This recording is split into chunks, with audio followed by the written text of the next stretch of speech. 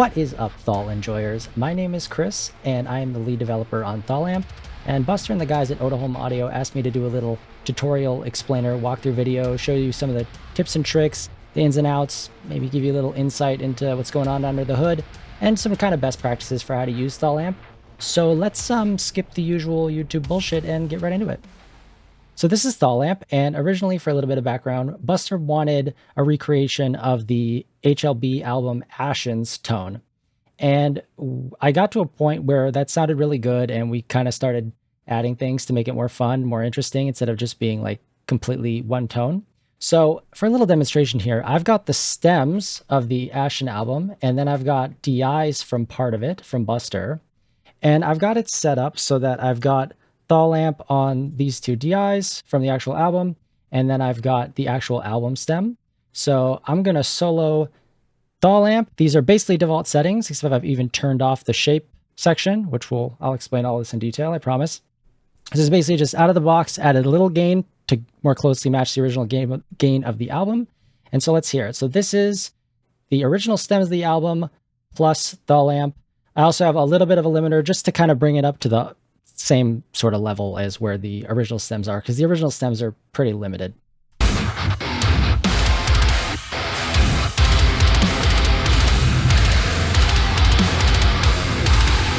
And now I'm going to switch back and forth between the original stem and thallamp. So when I click this little solo button here, we'll see the original stem.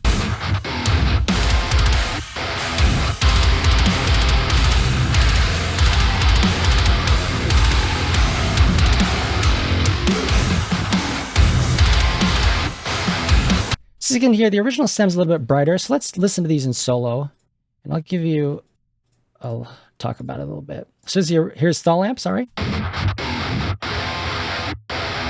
And the original.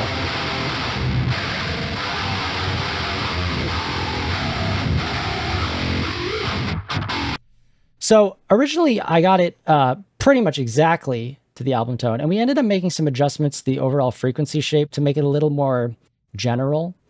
Since this is very much a tone for this mix specifically. So we kind of smoothed it out a little bit, a little less hissy, a little less harsh, just so it fits better in most common scenarios. However, though, with a little bit of tweaking of these EQ knobs, you can get it to be almost the exact same. But the character of the distortion and everything is going to be exactly the same.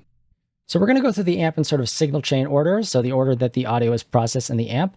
And first up, we have input gain. It's nothing special, it's just input gain. However, I've seen a lot of discourse on the internet in the last year or so about, how hot should my DIs be coming into the amp? And I'm telling you that your DIs should be, in terms of full scale and the input meter, they should be peaking at about 0. Little over, little under, that's all good. If you're using passive pickups that don't clip, then, I realize they don't have a hard clipping point, so it'll be around 0. And if you're using active pickups that do clip internally, then you should have no trouble getting them to just about exactly 0. But to make life easier, we've created an auto gain button, and that's what this button is here. So you click it, and it says play hard for 5 seconds. Note that currently it is not doing anything. It's because it's waiting for audio. So I've set some threshold where it doesn't really consider it playing unless you're actually playing. That way you can press the button and not have to scramble to put your guitar on or whatever. So I'm just going to play back the DIs, and it's a loud part, and we'll just see what happens. And I'm not soloing the bus. That's classic me.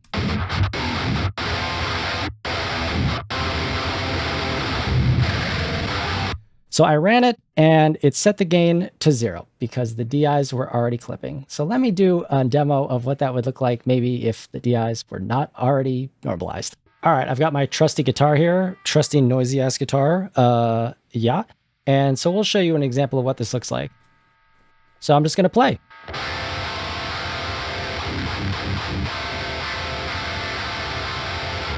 Okay, it gave me 0.7 dB, so it looked like something like that. Now, I've got the Fluence Moderns in this, so they clip pretty hard. I don't know, maybe my fucking battery's dying. I couldn't tell you. Maybe it is. I should really check that. But anyway, they're clipping internally, so it's already pretty close to peaking on my preamp. However, it is not clipping on my preamp, so it's set the gain to 0.7. So you can either play recorded DIs through this or play the guitar yourself, and it'll figure it out. So it's just a convenience thing, just to make it easier and so you don't have to guess.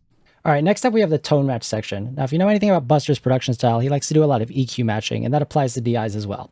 So we wanted that built into the plugin. So basically what this is doing is it's taking an analysis of the overall frequency, just general frequency shape of your guitar DIs, and sort of matching it, nudging it towards Buster's guitar to kind of get you that desired sound you expect a little easier. So to demonstrate this, I've got the DIs from the HLB album Valde, or however you Scandinavian people would pronounce that. And I'm just going to use that as sort of the tone match source because I don't even know if it's the same guitar as Buster used. He gave me a fresh DI with his Hoppus guitar to use inside the plugin, so that's what you're matching to. I don't know what was used on the album, but I know that tone matching works, so we're going to try it. One thing I want to avoid when I'm using this already recorded part is I don't want parts where he's already printed whammy stuff, because that shifts the frequency response up so much it actually skews the result. So let's see if I can just find a part here that's not, crazy.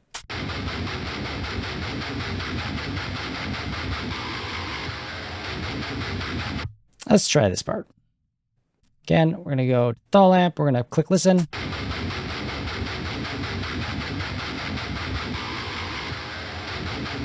All right. Okay. That's a little smoother. That looks a little more reasonable.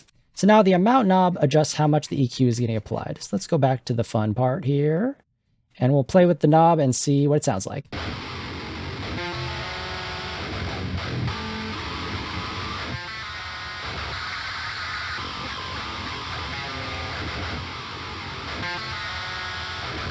Let's just go to the chug so we can hear more clearly how it's affecting it.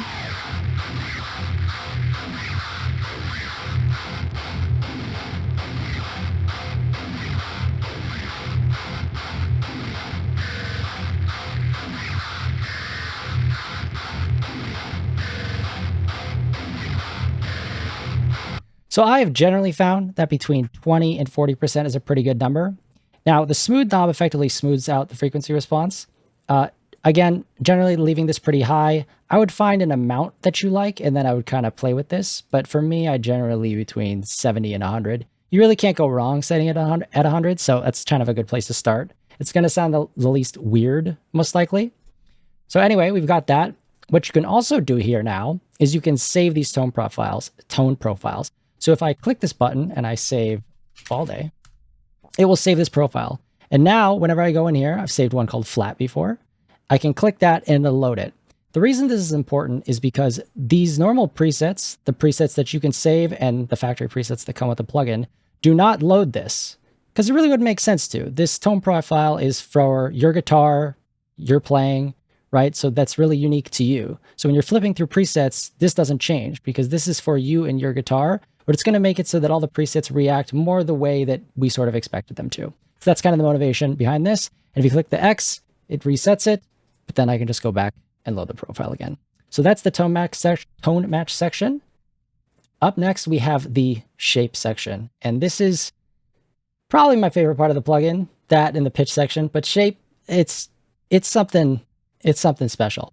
So we're going to go through these one by one. I'm going to turn chug off for now, low turn off for now, and we're going to mess with the gate. So the gate is a gate. It sort of responds the way you want. I really tried to maximize how much sustain you could get at a given gate setting without sacrificing sort of the tightness. So let me demonstrate that hopefully here for you.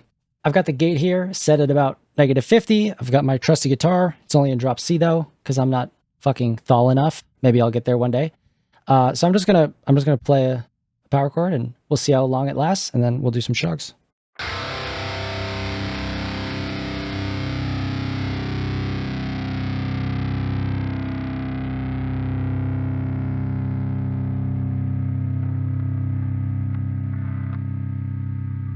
Cool. And then for references without the gate, notice how much fucking noise there is? Okay, it would help if I didn't suck ass guitar.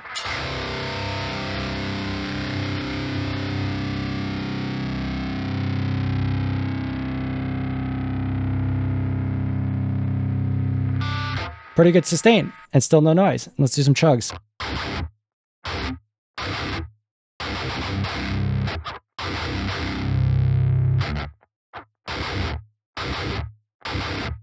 Right, and so if you were willing to do it with a little less sustain, because I mean, who are we kidding, dude? This is fucking the most heavy shit on earth. Nobody holds notes. What the fuck?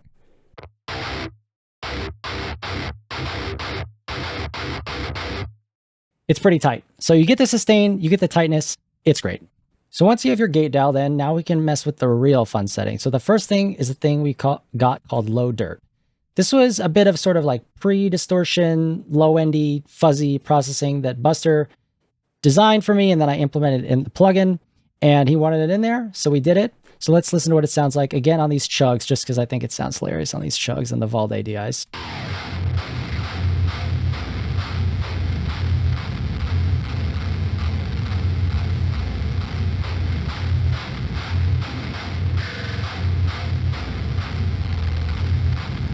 So it almost turns into like a bit crushed. There's no bit crushing, but it almost sounds like it's being like bit crushed. It's so fuzzed out and distorted, especially in tunings this low. So this is effectively a mix knob. It mixes really clean though. You don't get any phasey weirdness. Let's listen to it on some other parts.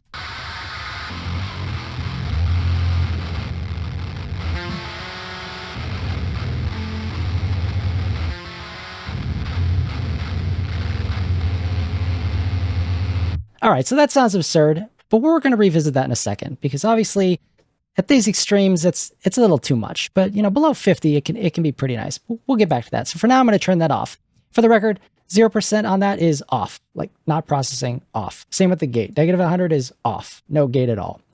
In general, when I work on plugins, I like it so that when the knob is off, the processing is truly off, or when the knob is fully retracted to the left, it's truly off. So that's generally true, except for, the whammy where the center line is 0, and then that's obviously off.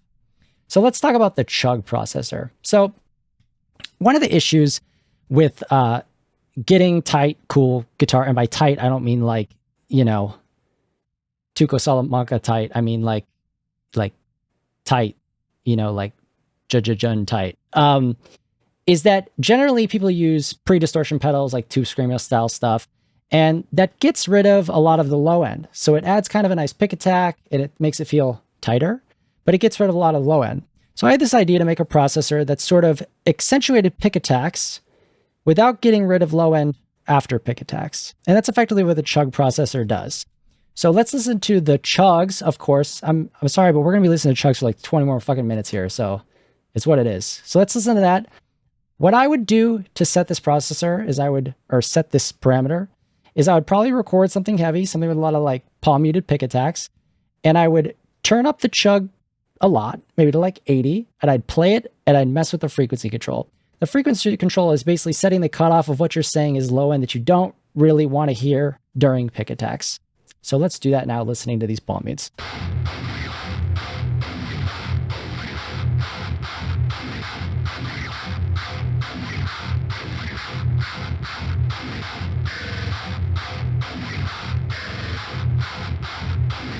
So I generally turn it till it sounds like actively bad and too scrapey, and then turn it back a little. So like obviously up here is a little too much. Although who knows, we're listening in isolation, and a mix that could be insane, because it really pops out. But so I'm going to back it off.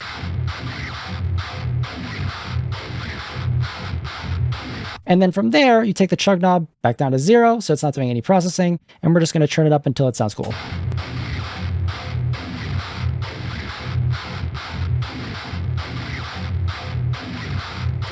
Let's find another part where there's some kind of like faster chugs. I think there's one in here where it sounds really cool.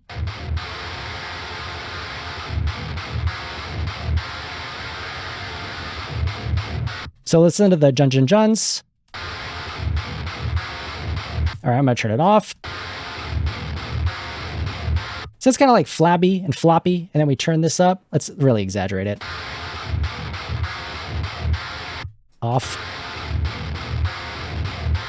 Right? So it just really adds this insane, hyper real fucking grit to it.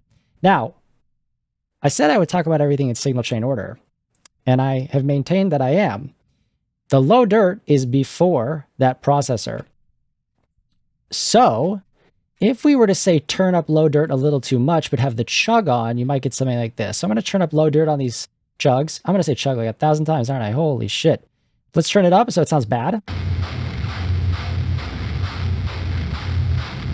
Right, we lose all our definition, all our pick attack, all the palm mute is just gone. It's just like a sub-synth at that point. We're going to churn up chug at the same time.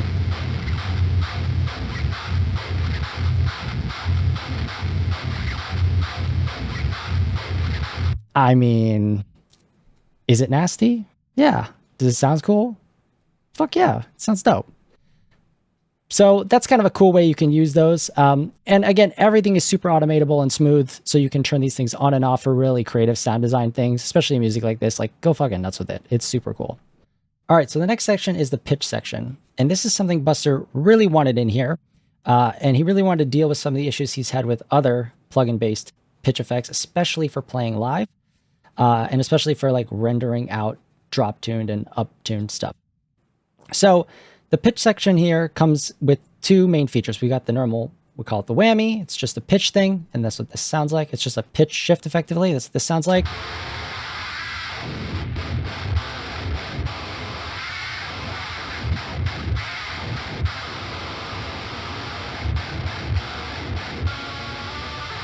Right, so that gets pretty nasty.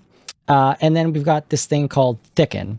Now, I'm going to explain the cleanse button and these things in a second, but these are the main core features. We've got this whammy, which is just pitch, and then we've got the thicken. So one thing to note about the whammy is that if you just click and drag on it, it'll be in semitone increments, just so it's like easier to set with your mouse if you want to just like drop it a whole step or whatever. It's just easier to do. But if you hold shift and you click and you drag, it slow drags and you can go between semitones. So you're not locked to just semitones. And that's nice for if you want to do like slides and automation or something like that. You're not locked to semitone grids, so you can do cool effects. And then we've got the thicken knob. What thicken effectively does is it mixes in an octave lower. It mixes in the DI, but an octave lower the whole time. And this is effectively a mix knob. So 50 is about 50-50. And then 100 is 100. So if you wanted to solo it, you could just go to 100. And that sounds like this.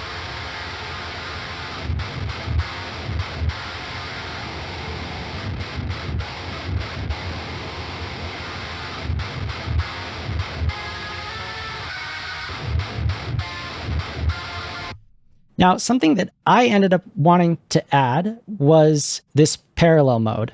Now, when parallel is off, like it is right now, we're dropping the DI an octave down, blending the DIs together, and then they're hitting the amp after the shape section. But in parallel mode, the parallel octave down actually goes through an entirely separate amp chain that has the same settings as this. This high cut knob only affects the parallel octave low DI signal. And that is pre-amp in both cases. When it was post-amp, it just wasn't that interesting. It just made it sound like less bright and it was like boring. Whereas when it's pre-distortion, you actually get like crazy sounds out of it that are blended in with your normal sound. So here's the difference between parallel off, which is the DIs blended and then into the amp, and parallel on, which is the DIs into their own amps and then blended after.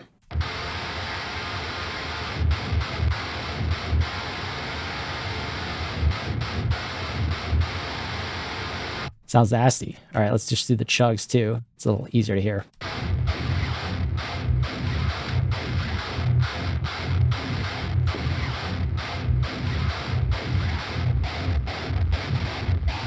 So when you get it all the way to 100%, you're basically, again, soloing the low octave. So now you can play with the high cut and see how that affects it.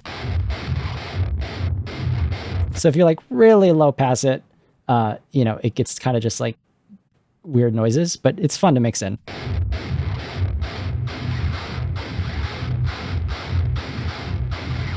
I'm going to turn the pitch section on and off now, so because we're kind of messing with it a while, you can hear how it sounds with and without.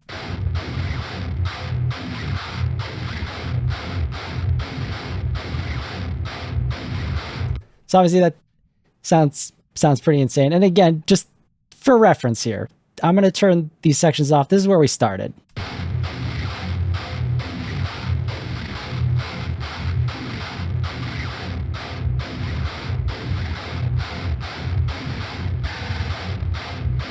All right, so that's kind of what's going on with this.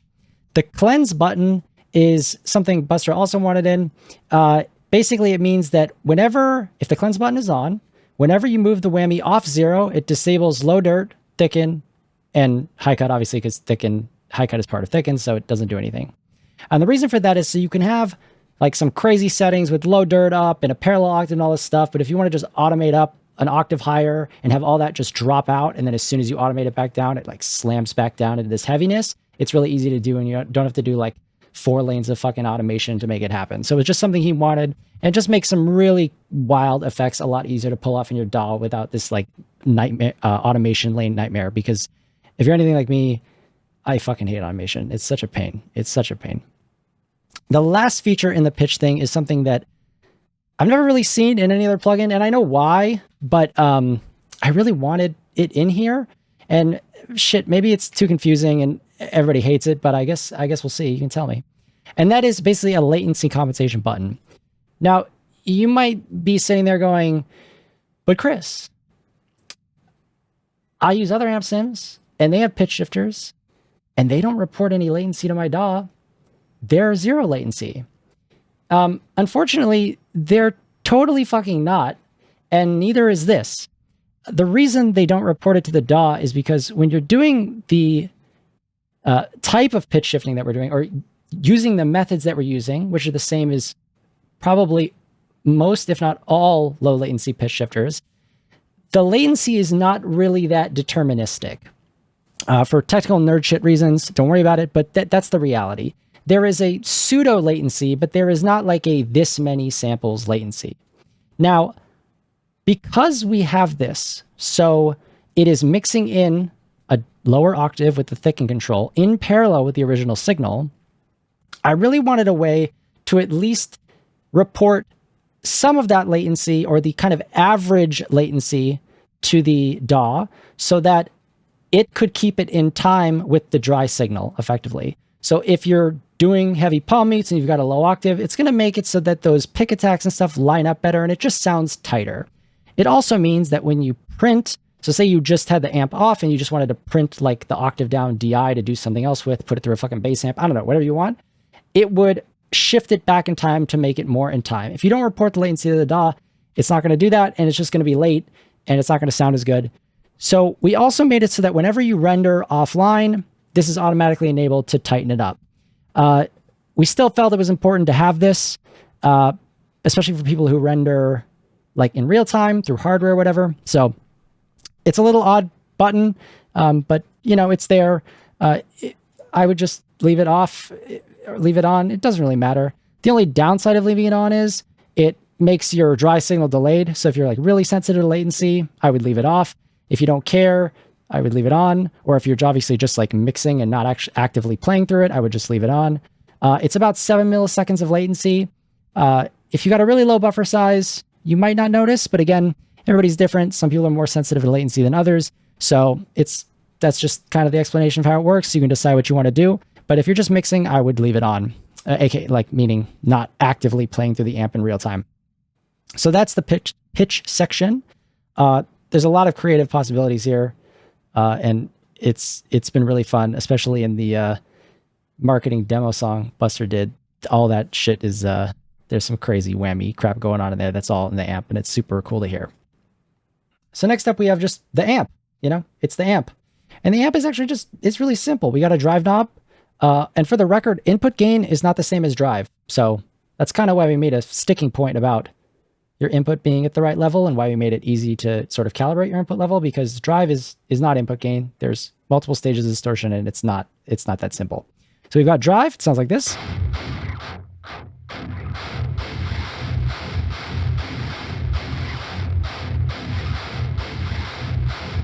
Right, and then we've got some EQ.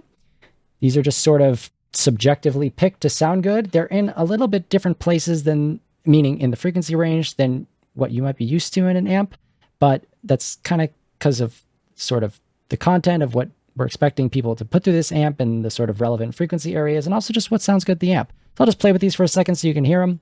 But I don't want to say it's nothing special, but it's what you expect. It's EQ. It's intuitive.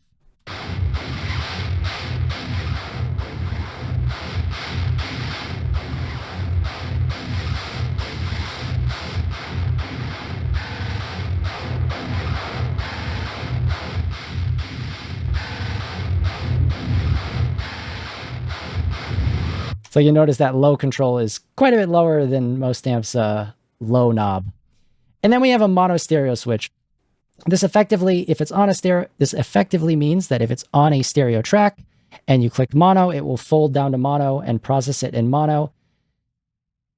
The reason we really felt like this was necessary is thall amp has a standalone version, and depending on your interface and how it's set up and how the audio, what it allows in terms of audio routing with the device selector, you can kind of get stuck where you're playing only through the left channel, and that's super annoying if you just want to sit down and play. If you press mono, it'll sound mono, and you can just play through one of a stereo pair of channels through your interface, and it won't sound bad. That's the main reason we added that. Other than that, I mean, you can, if it's on a mono track and you set it to mono, then that's cool. If it's on a stereo track and you set it to mono, it's going to fold it down to mono. I mean, that's the real reason it's there, is just for standalone, to make it easier for people who can't just play through, set their input in the standalone version to one single channel. So then we have the tuner. Tuner works like you'd expect.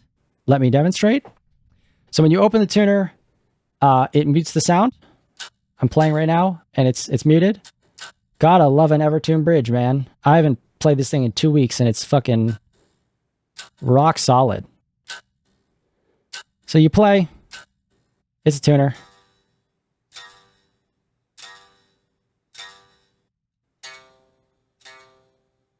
It works great, and it's accurate to down to, like, I think in testing, don't quote me on this, by the way, it's like sub 30 hertz. So you should have no problem getting even your thall, like, monster dick guitars in tune with this. So, yep, it's a tuner. And if you turn this off, you can hear while you're playing. If you want to play the tuning song, everyone's favorite live song. So that's that. And when you close it, you get unmuted and everything's good to go. The last section is the sort of output section that entails a few different things. So first we have low cut, high cut. These are just little helpers to clean up your guitar tone if you don't want to reach for an extra EQ and you just want a little bit of a low pass and a high pass. So that's what these sound like, or this is what these sound like.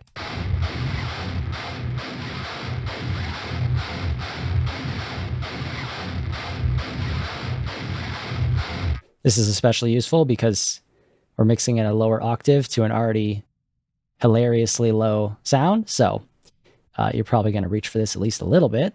And we've got the high cut.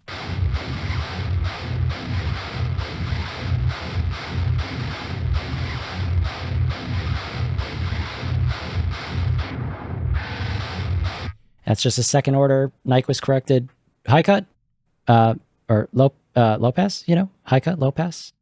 Don't fight me on that. It's just for convenience. And then we have the cab section. Now the cab section is just a cab loader. By default, it's just an internal cab. If you click this, you get rid of any third-party cab you've loaded. And you can also just turn off the cab section like this.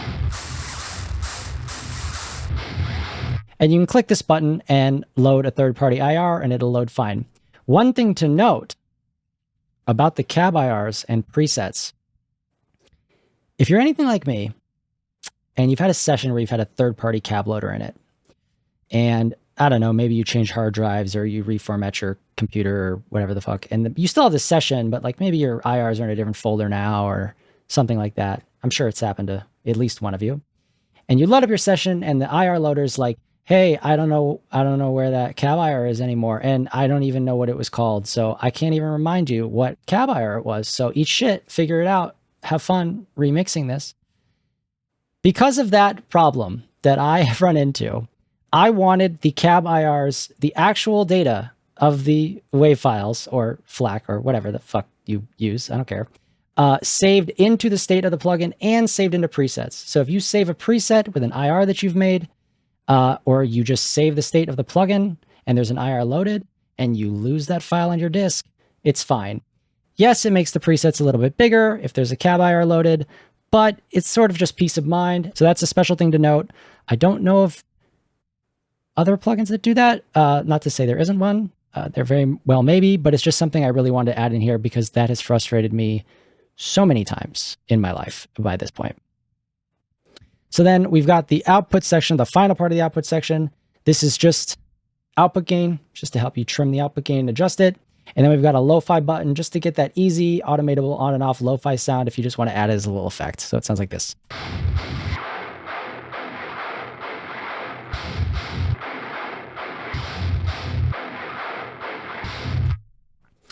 And speaking of automation, I wanted to make sure that the automation in here was all sample accurate. So I've gone ahead and done that. So automation, assuming your DAW doesn't do anything weird, okay? Fucking big asterisk there. The automation should be very close to sample accurate. In AU and VST3, it should be sample accurate. And in AX, it should be very, very close. There's not much I can do about that one. Mind you, that doesn't include like natural smoothing times between parameter changes that you need to not make things sound like shit.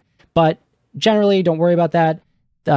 Those are very short in terms of how wrong they could be if your buffer size was big and the automation was not sample accurate. And that was something Buster really wanted. He's actually one of the first people I've made plugins for that actually even noticed that plugin automation by default is not always sample accurate. So props to him for actually noticing that. And especially with the whammy, he was frustrated that it wasn't like exactly chopping out the notes that he wanted and pitching them up or down. And so yeah, I fixed it. So this plugin and hopefully all plugins going forward are going to have sample accurate automation, which is really cool, especially for these creative effects like the whammy and everything else. And then output gain. One thing to note about the metering, while we did put like kind of scary like clip lights, like for the record, if you're not familiar with digital audio and everything, you can't really clip. Like you can go over 0. It's okay. Like the fucking red light police aren't coming after you. Like it's all good. They're just kind of there to let you know like, hey, you're blown over 0. So you might want to pay attention to what's coming after this in the signal chain, what the next plugin is, and if it gives a shit. But as far as we're concerned, as long as you don't blow over 0, like to the point that it sounds bad in the plugin, you can basically do whatever you want. So just so you know, I kind of want to say that because I see so many people freak out about that in the internet, and I just can't understand why. So here I am telling you, chill. It's good. You're good, dude. You're good. You're not actually destroying anything if you go over 0 little coming out of a plugin in a DAW. Okay, you're cool. So yeah, that's the core of the controls. That's the core of thall amp. Those are all the main sort of signal processing things. So let's talk about a few extras. So one main thing to note is we have a preset manager. You know, lots of plugins have preset managers. And here it comes with a bunch of factory presets, and you can, you can flip through these, and they sound pretty cool. And yeah, and then and you can use the arrows to flip through them, right? Clicking this button resets you back to the default state. And if you click this button, you can save a preset. So let's do test save. Yay. And then when you go to the user folder, you'll see all your presets. And again, if you have a third-party cab IR or cab IR you made loaded, it'll be saved in the preset so you never have to worry about it. Then up here, we have a global bypass button. It's what you think it is. It just bypasses the whole plugin. Pretty straightforward, but again, you can automate it on and off, do whatever you need to do. It also bypasses processing, so if it's bypassed, it won't use much, if any, CPU. And that is generally true of all of the processing in here. I like to make things where you only pay for what you're getting, in the sense that if you have a section of processing turned off, I want it to really be off, meaning not consuming CPU. There are some cases where that is not reasonable or sort of unnecessarily complicated for technical reasons that don't matter. But in general, when you turn something all the way off in the plugin, you're no longer using CPUs. For instance, if you're not using the cab IR, you're not using the amp, you're not using the shape, you're not using the pitch, you're not going to get any more increased CPU usage, which is really cool. And then up here, we've got the little licensing screen. I have it activated, so it says this, but it might show you a trial screen or whatever. You can put your key in here, and that's it. One last thing I want to mention. If you are on Windows, the big Microsoft Windows PC, and you are using the standalone version, I would recommend immediately going to Options and setting the audio device type to be the ASIO driver. The Windows driver, the Windows audio driver, has shit latency, and it's like impossible to play through. So if you boot up the standalone version and you're like, why does this feel terrible? That's probably why. Go check the ASIO driver, attach to your interface as you would with, you know, any other thing with a good audio driver, and it'll be all good. On Mac, you're good. Core audio on Mac is great and doesn't suck, so you're fine. You can just play and have a good time. You don't need a disclaimer. Thanks, Bill Gates. So that was Thall Lamp and all its features. Hopefully I gave you a little bit of insight in how to use it, and you're excited about trying this out. There's a free trial on the Oda Home Audio website. I think it's 7-day free trial, so try it out, nothing to lose, have fun. It was truly an honor to work on this. I've loved metal since I was like a kid, and it's so fun to work on something that is so subjectively aligned with my own tastes, and it's been super great to work with Buster and just work with somebody whose subjective vision I respect so much. So it's been an honor. It's been fun. Have fun with this. Make sounds you've never heard before, and, have a good time, honestly. This shit rips.